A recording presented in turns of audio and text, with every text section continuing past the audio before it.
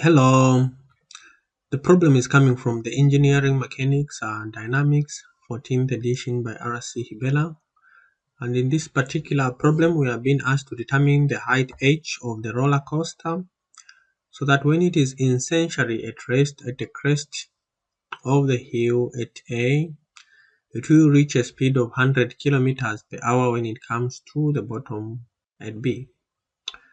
Also, what should be the minimum radius of curvature for the track at B so that the passengers do not experience a normal force greater than 4g. Neglect the size of the car and the passenger. So in this particular problem, we are going to be using the concept of work and energy. Okay. So if the force and the displacements are in the same direction, whether like so or whether like so, okay, so this and this both give us positive work. And if they are in the opposite direction like so and like so, if this is the force, this is the displacement, if this is the force, this is the displacement, so both this and this gives us negative work. So this is the concept we are going to be using. So we have the total kinetic energy at point 1 plus for that particular body or particle that we're dealing with, plus the total work done from one point to the next is equal to the final kinetic energy. So this is the equation that we're going to be doing using this and this. These are always positive. Okay, but this can either be positive or negative or positive. All right. So let's draw the free body diagram. Mind you, we want to find h. We also want to find the radius. So we have the normal force like so. Then we have the weight acting through the center of mass, center of gravity. Okay, I'll also indicate it here as well. We have the weight, and then we have the normal force. I'm going to be using the normal coordinate, okay, and tangential. Remember this? This is normal, this is our tangential, this is the weight, which is just equal to mg.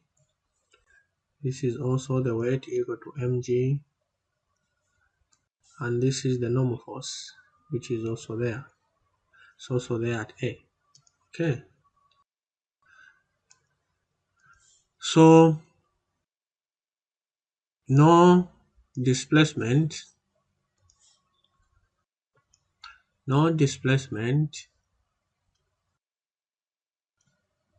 displacement for n, hence no work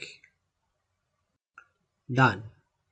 Okay, so we are going to use the equation, the initial kinetic energy at A plus the total work done from A to B is equal to the final kinetic energy at B. We have VA equal to 0 because the roller coaster at that time is at rest. And then we have, you'll be dealing with work, at A here, our height HA is just equal to H. And then we do have VB equal to 100 kilometers per hour. Let's convert this to meters. So I'll say 1000 meters. Remember the unit analysis. You arrange these so that you cancel out what you do not want. And then you have 1 hour, okay, which is equal to 3000 seconds.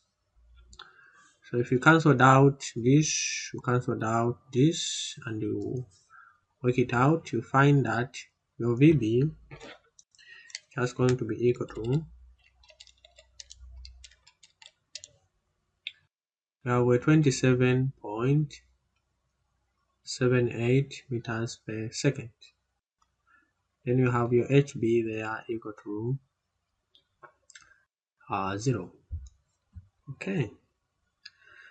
Right, so let's start calculating. So our Ka, like we said, this is always positive. This is equal to half mVa squared. And since our Va is equal to 0, our Kea is also just equal to 0. We have our Kab, this is equal to half mVb squared. Okay, and this is just going to be equal to half m by 27.78 squared. And when we work out this, this is what we find. This we get a 385.8642 m. Alright, then the total work from A to B, the only work here that will be done is the work due to the weight. And as you can see, the weight is moving from A, okay, from A, which is HA here, to HB there. And the height that is being covered there, okay, is in the positive right direction, because remember the formula, the work done by weight. So work done by weight is equal to minus, because the weight is negative, by change in y. But here we are talking of change in h, right? So UW is just going to be equal to the final HB, okay, minus HA, right? And UW is minus, this HB is 0, therefore this becomes like this, okay, which is just this is equal to like so. Is that fine? So therefore, based on that, this is just going to be equal to like we said, W this like so, which is equal to minus W HB minus HA, right? And this is just going to be equal to minus W minus HA, right? Because this is 0. Okay, and then finally we have this work here being equal to WH, which is equal to mgh, right? So what does this remind you? Potential energy. Is that so? All right. So we have this formula, right? Okay. So we have found the total work. Okay, mgh. That is done when this particular object moves from point A to point B. So let's sum up everything else. We bring them under one equation. So we have 0 plus mg, this is 9.81 times h.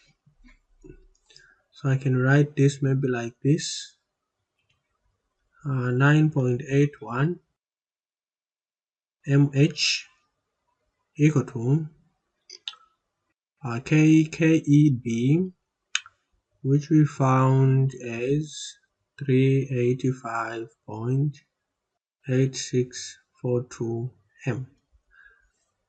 So this and this can go, and therefore our h is just going to be equal to let's create some space here. Sorry. Okay. So then we have h is equal to 385.8642, okay, divided by 9.81, and h is just going to be equal to 39.33 meters. Alright, so we found h. Let's find the other part, which is the minimum radius. Alright, so here what we are going to do is we'll say summation of forces in the n direction is equal to m a n, where a n, and this is going up like this, a n is just equal to v squared vt squared, okay, divided by rho. So let's sum up the forces. We do have n there like so, then minus w, okay, this is equal to man. Therefore our rho, let's replace everything. N is just equal to mg equal to mv squared divided by our rho, okay, and then our rho here just becomes rho